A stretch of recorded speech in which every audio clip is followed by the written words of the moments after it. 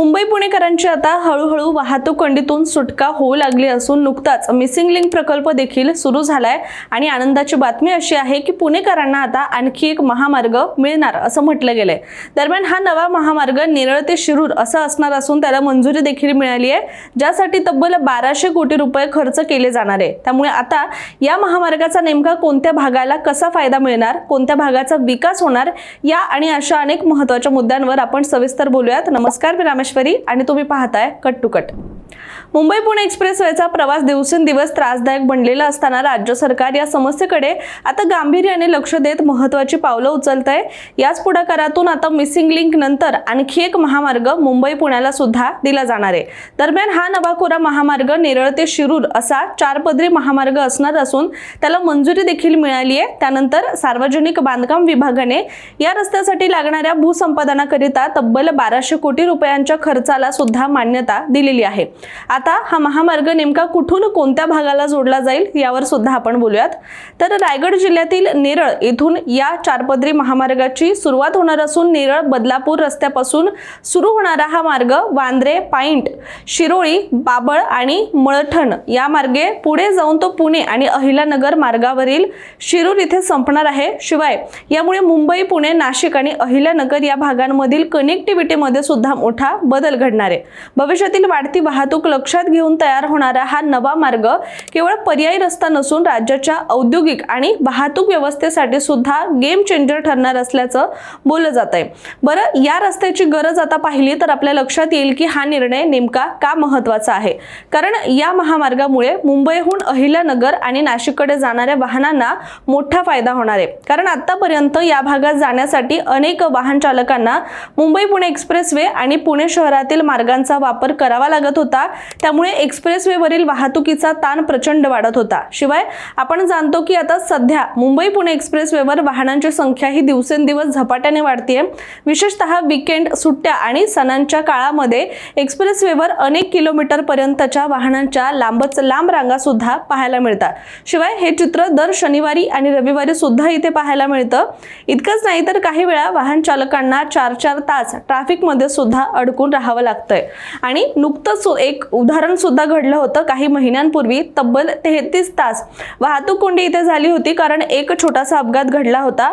अर्थात एक ट्रक पलटी झाल्यामुळे ही जी ट्रॅफिक आहे ती जवळपास 33 तास अडकून राहिली होती, ज्यामध्ये अनेक लोक काही तास अडकून पडले।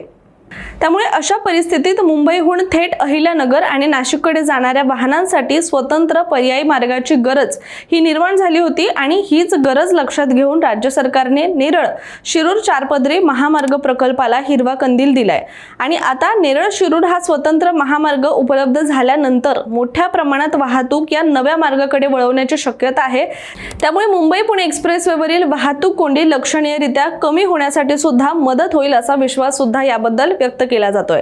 आता या प्रकल्पाविषयी अधिक बोलायचं म्हणजे या संपूर्ण महामार्गासाठीचा सविस्तर प्रकल्प आराखडा म्हणजेच DPR तयार करण्याचं काम लवकरच सुरू होणार असल्याची माहिती देण्यात आली आहे। विशेष म्हणजे हा महामार्ग खासगीकरणाच्या माध्यमातून म्हणजेच टोल रोड पद्धतीने विकसित केला जाणार आहे।